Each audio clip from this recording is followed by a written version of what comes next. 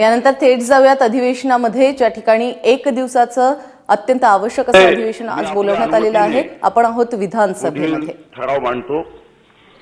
संसदेच्या दोन्ही सभागृहांनी संमत केल्याप्रमाणे संविधान 122वी सुधारणा विधेयक 2014 द्वारे प्रस्तावित केलेल्या भारतीय संविधानाच्या अनुच्छेद 368च्या खंड 2 मधील परंतुकाच्या खंड ख व ग च्या कक्षेत येणाऱ्या सुधारणेचे हे सभागृह अनुसमर्थन करीत आहे.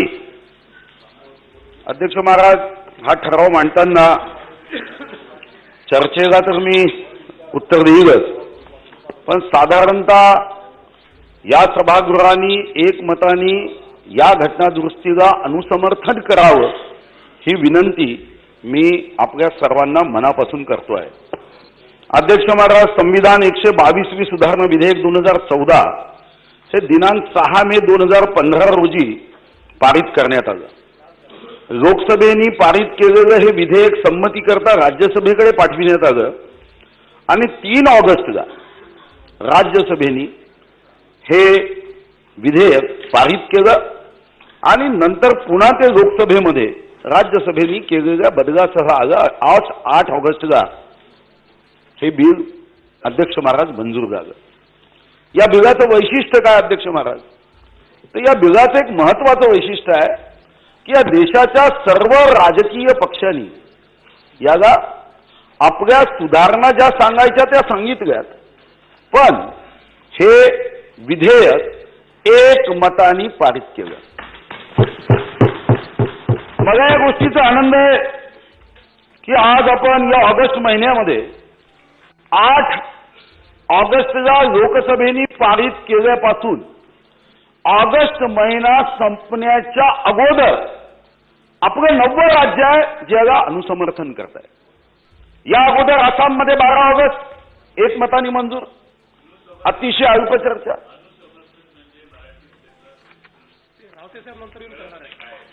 ठीक आहे, त्याच्यासाठी स्पेशली अनुसमर्थनाची माहिती, पण मराठीत अनुसमर्थन आहे. तुम्हाला इंग्रजी स्वरूपातले मराठीतले शब्द मी रावतेसाहेब आल्यानंतर सांगायचं. हा मराठीतला अनुसमर्थन इंग्रजी आहे, रॅटिफिकेशन हा मराठीतला. आसाम तुम्हाला ते मराठी भाषेवर अजून जास्त करावं लागेल का? Assam 12 August, Bihar 16 August, Jharkhand 17 August, Himachal Pradesh 22 August, Chhattisgarh 22 August, Gujarat 23 August, Madhya Pradesh 24 August आणि दिल्ली 24 ऑगस्ट. आणि अध्यक्ष महाराज, वैशिष्ट्य काय? तर आज आपण अनुसमर्थन करणार. आपल्या मनातल्या शंका, संदिग्धता हे तर अध्यक्ष महाराज जेव्हा विधेयक येईल तेव्हा आपण एकेका नियमानुसार, सेक्शननुसार आपण चर्चा करणार. पण दुसरं या बिलाचं वैशिष्ट्य काय अध्यक्ष महाराज? तर दुसरं वैशिष्ट्य असं आहे अध्यक्ष महाराज की आपण जेव्हा मेक इन इंडिया हा नारा दिला तेव्हा आता अध्यक्ष महाराज मेक इंडिया वन हे या जीएसटीचं दुसरं वैशिष्ट्य आहे की आम्ही देशाला एक करण्याची भावना या बिलातून सर्व पक्षाच्या माध्यमातून हा विचार आपण केला की मेक इंडिया वन. भारत एक आहे आणि या भारतामध्ये संघराज्यीय पद्धतीसोबत देशाची चिंता करत देशाला आर्थिक दृष्टिकोनातून पुढे नेता येईल का. आणि या वर्षाचं महत्व आहे अध्यक्ष महाराज. ज्या 1916 मध्ये लोकमान्य टिळकांनी सिंहगर्जना केली होती की स्वराज्य हा माझा जन्मसिद्ध अधिकार आहे आणि ते मी मिळविणारच. आपल्याला स्वातंत्र्य प्राप्त झालं पण सुराज्याकडे जाऊ शकलो नाही कारण आर्थिक अडचणी आपल्या देशात होत्या.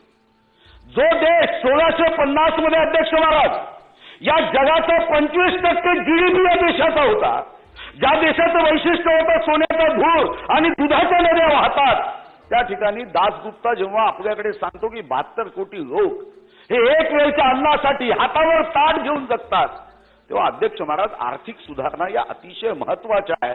या आर्थिक सुधारणेच्या माध्यमातून या देशाला प्रगतीच्या मार्गावर वेगाने नेण्याचा जो संकल्प सर्व राजकीय पक्षांनी केला अध्यक्ष महाराज या देशासाठी तो गौरवाचा आहे.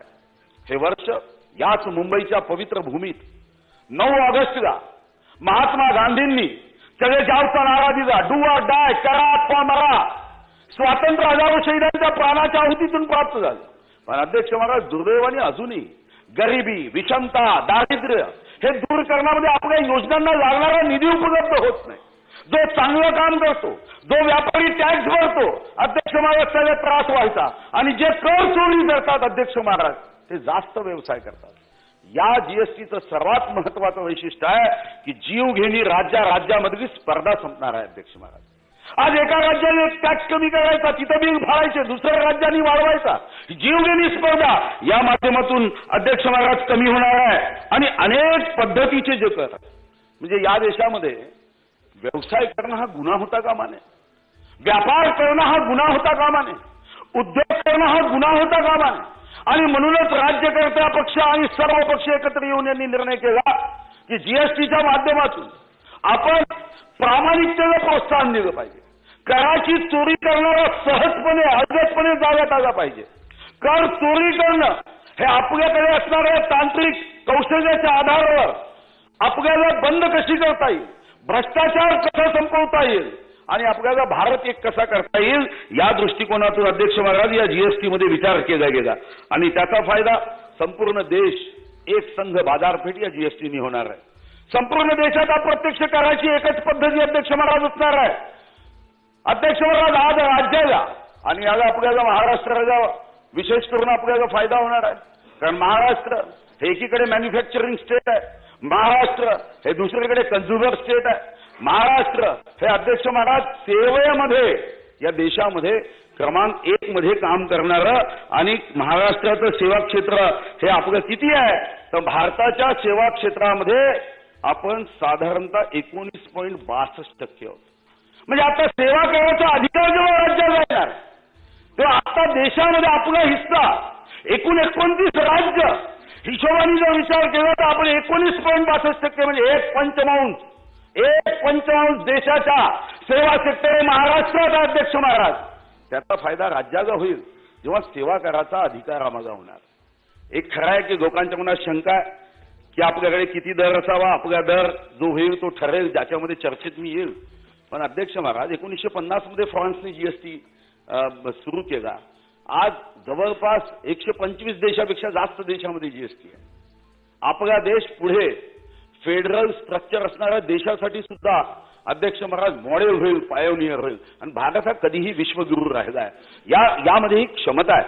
आज जेव्हा जीएसटीचा दर आपण पाहतो, फ्रान्समध्ये 20% आहे, इटालीमध्ये 22% आहे, नॉर्वेमध्ये 25% आहे, स्वीडनमध्ये 25% आहे. कारण कर प्रणालीमध्ये सुसूत्रता येताना अनेक कर हे अध्यक्ष महाराज यामध्ये सामावले जाणार. किती कर जाणार आहे अध्यक्ष महाराज? राज्यामध्ये जे कर जीएसटी आल्यानंतर संपुष्टात येणार आहे त्यामध्ये व्हॅट आहे, केंद्रीय विक्री कर आहे, करमणूक कर आहे. करमणूक कराच्या संदर्भात आपण ते अधिकार स्थानिक स्वराज्य संस्थांना आपण देणार आहोत. ऐश आराम कर आहे, लॉटरी, बेटिंग, गॅम्बलिंग कर आहे, ऊस खरेदी कर आहे, प्रवेश कर आहे, स्थानिक स्वराज्य संस्था जकात आहे, वस्तू व सेवाशी संबंधित राज्याचे उपकर व अधिभार आहे, केंद्रामध्ये एक्साईज ड्युटी आहे. अध्यक्ष महाराज, औषध याच्यावरचं उत्पादन शुल्क आहे, सर्व्हिस टॅक्स महत्वाचा, अतिरिक्त सीमा शुल्क सीव्हीडी आपल्याकडे रद्द होणार आहे, विशेष अतिरिक्त सीमा शुल्क रद्द होणार आहे, अधिभार ज्या पद्धतीचे सारे रद्द होणार आहे, उपकर सेवा करावर जो स्वच्छ भारत व कृषी कल्याण उपकर आहे तो रद्द होणार आहे. असे साधारणतः एकूण 17 प्रकारचे कर हे अध्यक्ष महाराज या माध्यमातून या जीएसटीमध्ये सामावले जाणार आहे. आणि सुटसुटीत कर प्रणाली हे अध्यक्ष महाराज येणार आहे. पण ही येत असताना राज्याचाही विचार सर्वपक्षीय राज्यकर्त्यांनी केला. जेव्हा यावर चर्चा झाली तेव्हा सर्वपक्षीय नेत्यांनी एक गोष्ट सांगितली होती की राज्याचे अधिकार, राज्याची सार्वभौमता हे कुठेही कमी होता कामा नये. आणि ही चिंता जशी राज्यकर्ते म्हणून विधिमंडळात बसणाऱ्या सदस्यांना आहे, आपलं प्रतिनिधित्व करणारे राज्यसभेत आपले जे सदस्य आहेत त्यांनाही आहे. कारण शेवटी ते आपल्या राज्याचं प्रतिनिधित्व करतात राज्यसभेत जरी असले. आणि म्हणून जे कर समाविष्ट होणार नाही, ज्याच्यामध्ये आपल्याला अधिकार राहणार आहे, ते मद्यावरील राज्य उत्पादन शुल्क आपला अधिकार असणार आहे. मद्य व काही पेट्रोलियम पदार्थावरील मूल्यवर्धित कर आपल्याला अधिकार राहणार आहे. स्टॅम्प ड्युटी आपल्याला अधिकार असणार आहे. विद्युत कर आपल्याला अधिकार असणार आहे. आणि म्हणून अध्यक्ष महाराज सर्व देशामध्ये याला मान्यता देण्याचं काम करण्यात आलं आहे. आणि याच्यातलं सर्वात महत्वाचं की यामध्ये कोणाचाही अधिकार कमी होत नाही. जी जीएसटी कौन्सिल अध्यक्ष महाराज होणार आहे त्याच्यामध्ये 2/3 हे राज्याला अधिकार आहे, 1/3 केंद्राला. पण याचं दुसरं वैशिष्ट्य अध्यक्ष महाराज काय, कोणीही जीएसटी कौन्सिलला एकतर्फी नेऊच शकत नाही. कारण 2/3 राज्याचं मत आहे, 1/3 केंद्राचं मत आहे, पण 3/4 मतांनीच निर्णय होईल.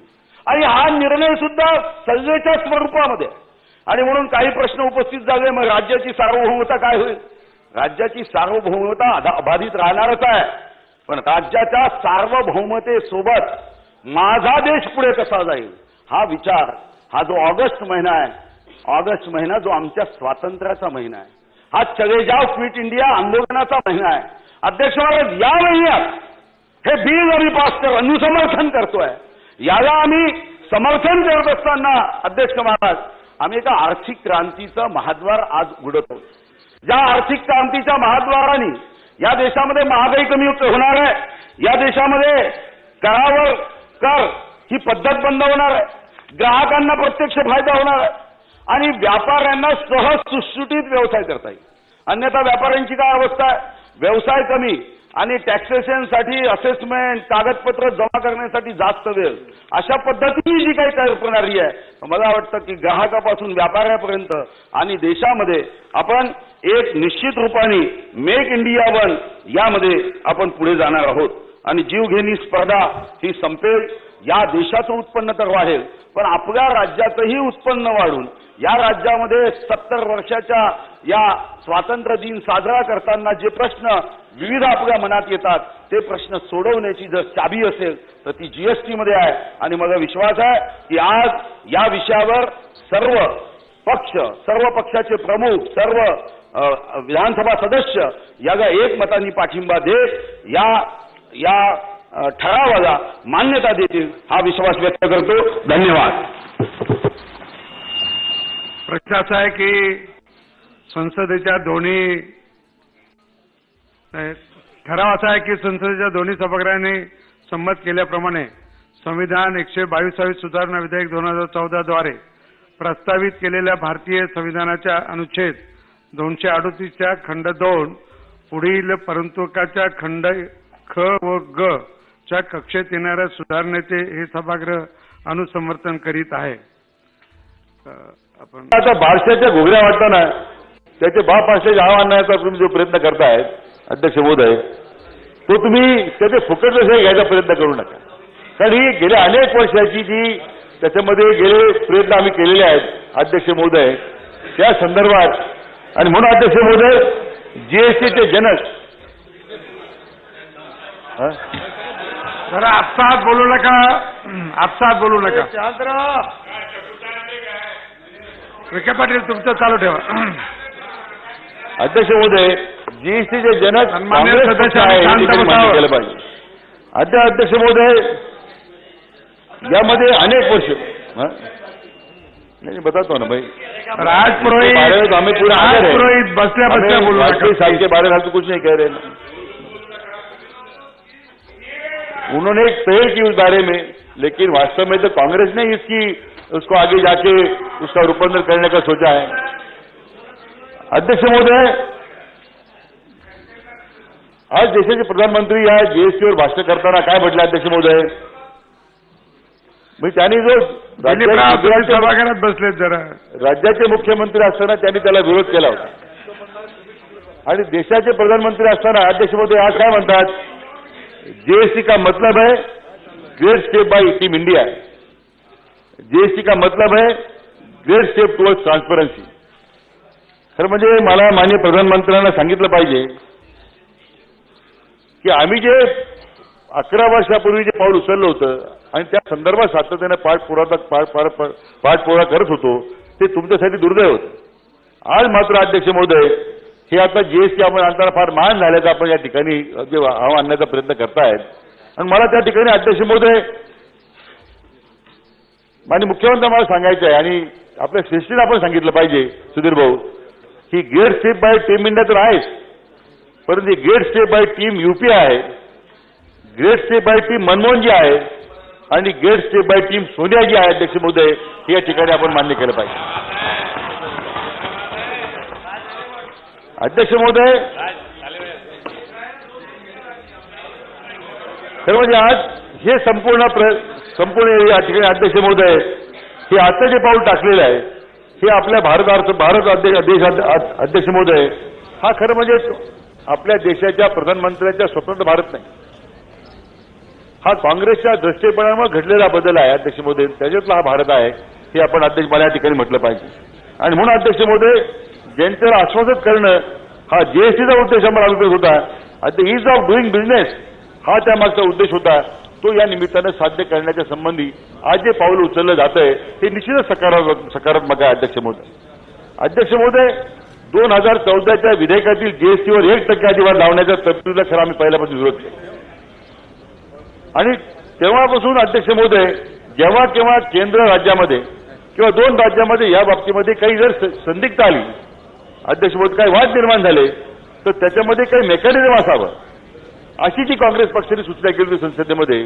आणि 2011 मध्ये त्यावेळेचे तत्कालीन अर्थमंत्री आणि आजचे राष्ट्रपती प्रणब मुखर्जी साहेबांनी जे विधेयक इंट्रोड्यूस केलं होतं त्या डिस्प्यूट मेकॅनिझम अथॉरिटी त्यात अशी तरतूद करण्यात आली होती आणि ती तरतूद या ठिकाणी आमची मागणी त्यासाठी कायम आहे अशा प्रकारची भूमिका त्यावेळी सरकारमध्ये असताना आम्ही जी घेतली होती. मला वाटतं अजूनही त्या संदर्भात अजूनही संदिग्ध आहे अध्यक्ष महोदय या ठिकाणी म्हटलं पाहिजे. तसेच कॅप द टॅक्स रेटची आमची जी मागणी होती की जीएसटीचा दर 18% अधिक असू नये. खरं म्हणजे याच्यात आपल्या मुख्य आर्थिक सल्लागारांनी सहमती दर्शवली होती, त्यांनी आपल्या अहवालात म्हटलं होतं the committee suggested that the standard rate that is 17 to 18%, the lower rate apply to certain goods consumed by poor should be minimum 12% and the maximum limit should be 18%. हे आपल्या आर्थिक इकॉनॉमिक ऍडवायझरने अध्यक्ष महोदयात म्हटलेलं आहे. अध्यक्ष महोदय म्हणजे ह्या सगळ्या शिफारशीचा विचार करताना आपण जो जीएसटीला विलंब झालेला आहे आणि ते विलंब झाल्यामुळे जे वेगळ्या कर प्रणाल्या आल्या आपल्या सरकारमध्ये आपण मध्यंतरी दुष्काळ निवारणासाठी पेट्रोल डिझेलवर आपण सेस वाढवला, अनेक प्रकारची माध्यमं आपण अवलंबली. सुधीर भाऊ सरकार सगळ्याच आघाडीवर अपयशी ठरत असताना आपण वेगवेगळे कराच्या स्वरूपात निधी उपलब्ध करण्याचा प्रयत्न करत होता. आता तर आम्ही वर्तमानपत्रामध्ये वाचलं की आपण सगळ्या सरकारी जमीन विकायला निघालेला आहात, त्यातून किती पैसे उभे करणार मला माहित नाही. म्हणजे आता फक्त सरकार जमिनी विकतच या सरकारवर शिल्लक राहिलेले आहे अशा प्रकारे अध्यक्ष महोदय एक दुर्दैवी चित्र पाहायला मिळतं. आणि म्हणून अध्यक्ष महोदय या संपूर्ण जीएसटीचा विचार करताना एक चांगली गोष्ट घडणार आहे की सगळ्या कर प्रणाली आता रद्द होऊन एकच स्ट्रक्चर टॅक्स स्ट्रक्चर या ठिकाणी उभं राहणार आहे. अध्यक्ष महोदय खरं म्हणजे आपल्या देशामध्ये 65% जनता ही सर्वसामान्य या आर्थिक स्तरातील या ठिकाणी टॅक्स मला वाटतं याच्यात टॅक्स स्ट्रक्चरमध्ये आलेली आहे अध्यक्ष महोदय. खरं म्हणजे जीएसटी हा अप्रत्यक्ष कर आहे आणि 68% माझ्या माहितीप्रमाणे हा जो काही जीएसटीचा कॅप आहे हा जर 18% वर गेला तर त्याच्यामध्ये भाववाढ होईल आणि सामान्य माणसाला त्या ठिकाणी महागाईतून तो होरपून निघेल अशा प्रकारची या ठिकाणी अध्यक्षमध्ये वस्तुस्थिती आहे. आणि म्हणून या सुटाबुटाच्या सरकारचा शिक्का जर आपल्या सरकारला पुसून टाकायचा असेल तर अध्यक्ष महोदय तुम्हाला या जीएसटीचा जो बोजा आहे तो गरिबांवर न टाकता त्याच्यामध्ये काही समानता आणण्यास जमणाऱ्या सरकारला या निमित्तानं मोठी संधी आहे हे मला या निमित्तानं सुचवायचं अध्यक्ष महोदय. अध्यक्ष महोदय सर्वसामान्य जनतेच्या अर्थकारणावर परिणाम करणारा खरं म्हणजे हा जो दर येणारा आहे हा या निमित्तानं अनेक अर्थतज्ञांनी आपली भावना व्यक्त केलेली आहे की तो 18% नसावा. अध्यक्ष महोदय सरकारी तिजोरीवर भार पडत असल्यामुळे अध्यक्ष महोदय तो भार पडणार आहे आणि म्हणून अध्यक्ष महोदय सरकारला वाढती महागाई जनतेच्या खिशावर करायचा येणारा बोजा याविषयी जरी थोडी संवेदनशीलता सरकारने ठेवली पाहिजे आणि म्हणून जीएसटीचा कमीत कमी दर हा ठेवण्याचं मोठं आव्हान आपल्यापुढे सुधीरभाऊ राहणार आहे. तर आपण आता मग 18%, 20%, 22% काही राज्याच्या मला वाटतं स्वीडनचा 25% आपण उल्लेख केला. तिथं तर सोशल सिस्टीम जी आहे, सोशल सिक्युरिटी सिस्टीम जी आहे ती पूर्णतः सरकारने दायित्व स्वीकारलेलं आहे. आणि त्यामुळे स्वाभाविकपणे तिथं जी कर प्रणाली आहे, जी 20-22% आपण उल्लेख केलेला आहे, तो मात्र आपल्या देशाला लागू होणार ना, आपल्या देशाला लागू होणारी बाब नाही अध्यक्ष महोदय. आणि म्हणून अध्यक्ष महोदय तिजोरी भरण्याकरता अनेक सरकारकडे साधनं उपलब्ध आहेत. आणि म्हणून सर्वसामान्य जनतेच्या अर्थकारणाला धक्का न लावता आपण हे कसं आपण हे कशी प्रणाली आणणार आहोत याचं मोठं आव्हान आपल्या या निमित्त आपल्या समोर आहे अध्यक्ष महोदय. अध्यक्ष महोदय, अरे एक मिनिट. अध्यक्ष महोदय, जीएसटी लागू करताना खरं आपल्या अनेक आव्हानांना सामोरं जायचं सुधीर. नव्या कायद्यानुसारची नोंदणी, ऑनलाईन विवरणपत्र दाखल करण्याची सुविधा इत्यादी नेटवर्क उभं करण्याचं मोठं आव्हान पुढच्या 7 महिन्यामध्ये आपल्यासमोर आहे. मग एप्रिलमध्ये आपण काहीतरी ही प्रणाली एप्रिलपासून लागू करण्याचं आपण काही चित्र अध्यक्ष महोदय दिसतंय. अध्यक्ष महोदय, याच्यामध्ये प्रत्यक्ष कर पद्धती लागू झाल्यानंतरही व्यावहारिक अडचणी ज्या उत्पन्न होणार आहे त्याचं निराकरण आपण कसं करणार आहे. आणि म्हणून सरकारनं ही पावलं उचलताना या सगळ्या वस्तुस्थितीची खरं अध्यक्ष महोदय ही वस्तुस्थिती लक्षात घेण्याची आवश्यकता आहे. कारण एलबीटी आपण जे रद्द केलं, एलबीटी रद्द करताना सुद्धा आपण अनेक मोठी आश्वासनं दिली होती. आज महापालिकेची अवस्था काय, त्यांना वेळेवर अनुदान मिळत नाही, त्यांचं महसूल उत्पन्नाची जी त्यांना नुकसान झालेलं आहे ते भरपाई करून देण्यासंदर्भात अजूनही जी काही त्या संदर्भात जे पावलं उचलायला पाहिजे आपण करताय, परंतु वेळेवर ती रक्कम अदा होत नाही, वेळेवर अनुदान अध्यक्ष जात नाही. आणि त्या अशा परिस्थितीमध्ये जीएसटीच्या बाबतीमध्ये सुद्धा अंमलबजावणी करताना असं होणार नाही याची मात्र खात्री आपण या सभागृहाला देणार आहात का, सभागृहाच्या माध्यमातून राज्याच्या जनतेला देणार आहात का, खरं महत्वाचा प्रश्न आहे. अध्यक्ष महोदय, मुंबईसारख्या मोठ्या महानगरपालिकेबाबतीतही खरं म्हणजे या निमित्तानं गांभीर्याने विचार करण्याची गरज आहे. मग सुदैव म्हटले की आपलं राज्य उत्पादन करणारं, निर्मिती करणारं राज्य आहे. आपण जे सर्व्हिस सेक्टरचं 19.2% सांगितलंय की आज देशामध्ये आपण नंबर 1 आहोत अध्यक्ष महोदय. आणि म्हणून या निमित्तानं उत्पादन क्षेत्राचा आणि निर्मिती क्षेत्राचा हिरमोड होणार नाही याची दक्षता या निमित्तानं घेण्याची आवश्यकता आहे. अध्यक्ष महोदय, देशात करापासून मिळणाऱ्या उत्पन्नाचा सर्वात मोठा स्रोत आपला मुंबई आहे अध्यक्ष महोदय. आणि त्यामुळे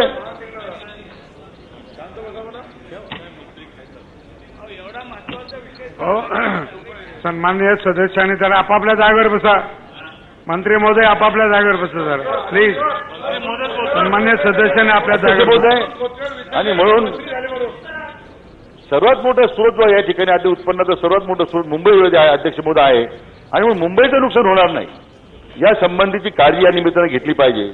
कारण सरकार जे बोलतं आपल्या खचणी आणि कळणीमध्ये जो फरक दिसतो अध्यक्ष महोदय. कारण पाण्याच्या करारा संबंधामध्ये सुद्धा ज्यावेळी नारपार दमनगंगा प्रकल्पाची चर्चा झाली सभागृहामध्ये त्यावेळी अजूनही अध्यक्ष महोदय गुजरातकडे पाणी वळवण्यासंदर्भात सरकारने अद्याप जे स्पष्टीकरण जे केलेलं आहे ते अजूनही समाधानकारक नाही. अजूनही जनतेचा संभ्रम त्या निमित्तानं दूर होत नाही. कारण राज्याच्या ज्या व्यवस्था आहेत राज्याचं हित संरक्षण करताना या संदर्भातली काळजी माननीय अर्थमंत्री आपण घेतली पाहिजे. त्यामुळे मुंबईबाबत निर्णय घेताना तो सर्वसंमतीने व्हावा अशी आमची अपेक्षा आहे. केंद्राच्या दबावाखाली मुंबईचं हित दुर्लक्ष करून चालणार नाही अध्यक्ष महोदय याची खात्री या सभागृहात देण्याची आवश्यकता आहे. खरं म्हणजे आता शिवसेनेच्या बद्दल मी काही बोलणार नाही. कारण अध्यक्ष महोदय सत्तेत राहण्याची लाचारी त्यांनी जितकी पत्करलेली आहे आणि त्यामुळे अध्यक्ष महोदय मुंबईच्या बाबतीमध्ये त्यांनी त्यांचा जो आत्मसन्मान अध्यक्ष महोदय गमावलेला आहे. पण बिलात नाही मुंबई महोदय त्यांनी भूमिका ठिकाणी मांडायला पाहिजे होती आणि अध्यक्ष महोदय ती मांडत नाही. आता आम्ही काय बोलणार ना अध्यक्ष महोदय. मी मागे सभागृहामध्ये वाघाची शेळी झाली तर मी त्यावेळी उल्लेख केला होता म्हणून अधिक मी वास्तव करणार नाही अध्यक्ष महोदय. अध्यक्ष महोदय ते झालं त्याच्यावर मी बोललोय ना. मी आदरणीय साहेबांच्या मी केव्हा आम्ही त्यांचे नेहमीच उपकार आमच्यावर आम्ही कधी विसरलेलं नाहीये. फक्त साहेबांचं स्वप्नभंग केला त्यांच्या स्वप्नाचं हे मात्र आपल्याला सांगितलं पाहिजे अध्यक्ष महोदय. अध्यक्ष महोदय, जीएसटीच्या उत्पन्नातील योग्य वाटा महापालिका, नगरपालिका, स्थानिक स्वराज्य संस्थेला मिळाला पाहिजे ही आमच्या निमित्तानं अध्यक्ष महोदय मागणी राहणार आहे. कारण आपण जर या नगरपालिका, महानगरपालिका, स्थानिक स्वराज्य संस्थेला वेळेवर अनुदान दिलं नाही किंवा त्यांच्या उत्पन्नाचा वाटा आपण त्यांना जर मिळू दिला नाही अध्यक्ष महोदय हा? आमदार भैया तुमचा आम्हाला आक्षेप नाहीच आहे ना. आम्हाला साहेबांबद्दल कधी आक्षेप नव्हता. पण ज्या गतीने सध्या संघटनेचं कामकाज चाललंय त्याचं आम्हाला दुःख आहे. शिवतारे साहेब, हो आम्ही पाहतो सगळं. तुमच्याही भागात आम्ही काय चाललेलं आहे.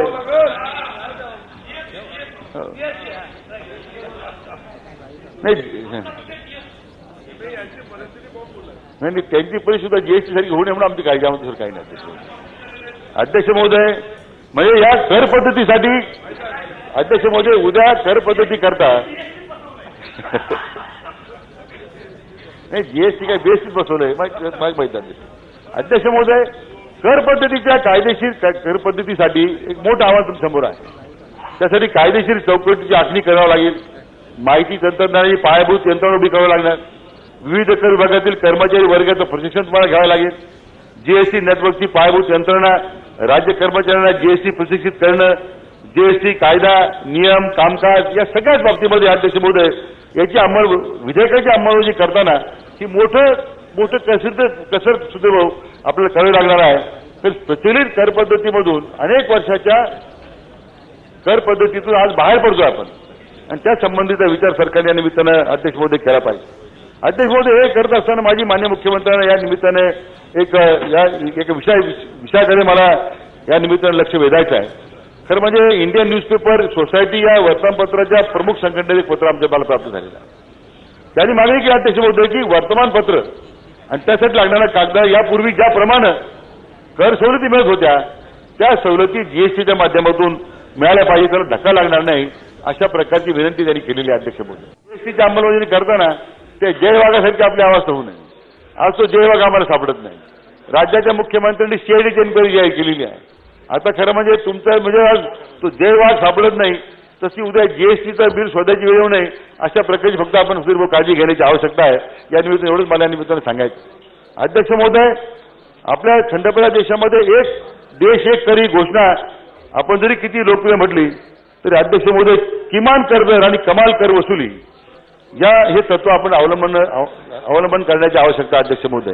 आणि हे म्हणून अध्यक्ष महोदय हे विधेयक लागू करताना राज्याच्या महसुलात तूट येणार नाही, जनतेवर अतिरिक्त भार पडणार नाही आणि महागाईला चालना मिळणार नाही अशा प्रकारचं एक मेकॅनिझम म्हणजे असा महसूल समतोल दर रेव्हेन्यू न्यूट्रल रेट सहमतीने निश्चित करण्याचं फार मोठं आव्हान सुद्धा तुमच्या समोर आहे.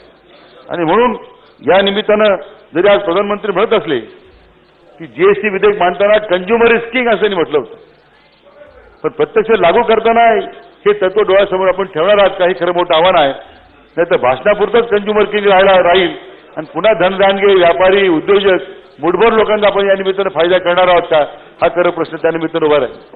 खरं म्हणजे चाणक्यांचं एक पुस्तक चाणक्यांनी अर्थनीतीबद्दल जे एक म्हटलेलं होतं त्याचं इंग्रजी अनुवाद करणारं पुस्तक माझ्या पाहण्यात आलं. तर त्याने असं म्हटलं होतं, taxation should not be a painful process for the people.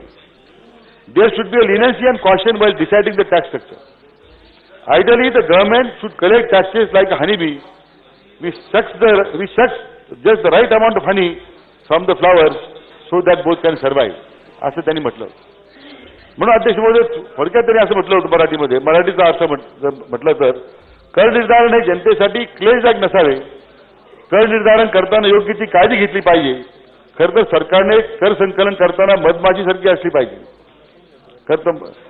जशी मधमाशी फुलातून योग्य तितकाच मध गोळा करते जितका तिला आवश्यक आहे, जेणेकरून फुलालाही हानी पोहोचू नये आणि मधमाशीचे काम व्हावे. खरं सरकारनं कर निर्धारण करताना जनता आणि सरकार दोघांचे अस्तित्व विचार या निमित्ताने करण्याची आवश्यकता आहे. हे मुद्दाम या संदर्भातलं अतिशय बोलकं हे वाक्य आहे अध्यक्ष महोदय. याचा विचार या निमित्तानं आपण केला पाहिजे. आणि म्हणून जीएसटीच्या दराची कमाल मर्यादा इतकी असावी तो जनतेला उपकारच झाला पाहिजे अशा प्रकारची भूमिका आपण या निमित्तानं म्हटलं पाहिजे. त्याप्रमाणे अंमलबजावणी केली पाहिजे. खरं अध्यक्ष महोदय, राज्य घटनेनं जनतेला केंद्रस्थानी म्हणून संविधानाची निर्मिती केली. काय म्हटलं संविधानानं? We the people give to our self enact this constitution अशी आहे. म्हणजे अध्यक्ष महोदय जीएसटीचा दर निश्चित करताना कर संकलन यंत्रणा केंद्र राज्याच्या हिश्श्याचे निर्धारण इत्यादी बाबीवर निर्णय घेताना त्या सार्वभौम जनतेला केंद्रस्थानी ठेवून निर्णय घेतला पाहिजे अशी अपेक्षा ही आपली अध्यक्ष महोदय संवैधानिक जबाबदारी आहे. ही आपल्या घटनेने म्हटलेलं अध्यक्ष महोदय. आणि म्हणून सुधीर भाऊ या निमित्तानं ही वस्तुस्थिती आपण नेहमी डोळ्यासमोर ठेवली पाहिजे. अध्यक्ष महोदय, आपण नेहमीच वारंवार सांगत आलेला आहात आणि अपयशाचं खापर नेहमी काँग्रेसवर फोडण्याचा प्रयत्न केलेला आहे. पण अध्यक्ष महोदय, समाजवाद, धर्मनिरपेक्षता आणि राष्ट्रीयत्व हे जर मूल्य सोडली तर आजचे सरकार म्हणजे आपण प्रत्येक काँग्रेस आघाडी सरकारने घेतलेल्या निर्णयाची फक्त आपण अंमलबजावणी करतायत. आणि त्यामुळे अपयश जरी आपण किती आमच्या माती फोडण्याचा प्रयत्न करत असाल तरी आज प्रत्येक योजना आपल्या केंद्रातलं सरकार असू देत, राज्यातलं सरकार असू देत, हे काँग्रेस सरकारनं, युपीए सरकारनं केलेल्या योजनेची या ठिकाणी अंमलबजावणी करते. राजीव गांधी जीवनदायी योजनेचं नाव बदलून आपण महात्मा फुलेंचं आपण नाव दिलं, पण शेवटी योजनेचं मूळ स्वरूप आपण बदलू शकलो नाही. अशा अनेक योजना आहेत की ज्याचं स्वरूप बदलण्याचा प्रयत्न केला, परंतु शेवटी या सरकारला काँग्रेसच्याच योजनेचं रिनेमिंग करून पुन्हा जनतेसमोर जाण्याची या ठिकाणी सातत्याने वेळ आलेली आहे. हे वास्तव या ठिकाणी स्वीकारलं पाहिजे. मग अध्यक्ष महोदय, शेवटी मी म्हणणार आहे, सुधीर भाऊ, बदुआ देते थे वो हमें, बदुआ देते थे वो हमें जिसे राह गुजर के लिए, आज उसी राह से ये मेरे दोस्त, आज उसी राह से ये मेरे दोस्त आप भी, आपके भी कदम निकले हैं. नई सुबह के चर्चे करते हैं आज, करते हैं जो नई सुबह के चर्चे करते हैं जो आज हमारा ही सूरज लिए वह उजागर पे. अध्यक्ष महोदय, मला या निमित्त एवढं सांगायचं आहे की जीएसटीचे जन्मदाते काँग्रेस आघाडी सरकार आहे. या जीएसटीला सरकार पुढे घेऊन जात आहे. त्यामुळे जनतेच्या काही अपेक्षा सुचून मी याला पाठिंबा दर्शवतो आणि माझे 2 शब्द संपवतो. जय हिंद, जय महाराष्ट्र. अध्यक्ष महोदय, केंद्र सरकारच्या संसदेने लोकसभेने पारित केलेल्या कॉन्स्टिट्यूशनला पुन्हा एकदा आपल्या राज्याच्या विधानसभेने मान्यता दिली पाहिजे आणि अशा 50% महाराष्ट्रात भारतातल्या विधानसभेने मान्यता दिल्यावर घटनेची ही अमेंडमेंट मान्य होणार. आणि म्हणून सन्माननीय वित्तमंत्र्यांनी या सभागृहामध्ये जी सुधारणा अमेंडमेंट कॉन्स्टिट्यूशनमध्ये होते आहे त्याची मांडणी केली. अध्यक्ष महोदय, मला वाटतं भारताच्या इतिहासामध्ये अतिशय महत्त्वाचा बदल करणारं, भारताच्या व्यवस्थेमध्ये एक बदल करणारं हे एक फार महत्त्वाचा दिवस आणि बिल आहे असं म्हटलं तर वावगं ठरणार नाही. अध्यक्ष महोदय, आपल्या देशामध्ये सेल्स टॅक्स नावाची व्यवस्था अस्तित्वात होती आणि या देशातल्या सर्व राज्यांना एकेकाळी पाहिजे ते दर ठरवण्याची मुभा होती, सवय देखील लागलेली होती. एखाद्या वस्तूवर आपल्या राज्यात एखादा दर असेल तर शेजारच्या राज्यातल्या दराची तुलना करून व्यापारी तत्कालीन अर्थमंत्र्यांना भेटायचे आणि सांगायचे, शेजारी पेनावर 10% दर आहे आणि तुमच्याकडे 12% आहे, तुम्ही 10% करा, नाहीतर आम्ही तिकडे चालू. म्हणजे महाराष्ट्रातच नाही तर या देशातल्या सर्व अर्थमंत्र्यांना ही समस्या अनेक वर्षे भेडसावत होती की प्रत्येक राज्यातले व्यापारी वर्ग आणि गुंतवणूकदार सांगायचे आम्ही शेजारच्या राज्याकडे जाऊ. आणि सर्व राज्यांच्या वेगवेगळ्या वस्तूंवरच्या दरांची तुलना झाल्यानंतर प्रत्येक राज्यकर्ते तडजोड करायचे आणि दराची कमतरता व्हायची. सर्व देशातल्या सर्व राज्यांमध्ये सेल्स टॅक्सच्या दराची फार मोठी स्पर्धा चालू झालेली. प्रत्येक राज्यात गुंतवणूक मिळवण्यासाठी आम्ही सेल्स टॅक्स एवढा सोडतो अशी गुंतवणूकदाराला प्रोत्साहनात्मक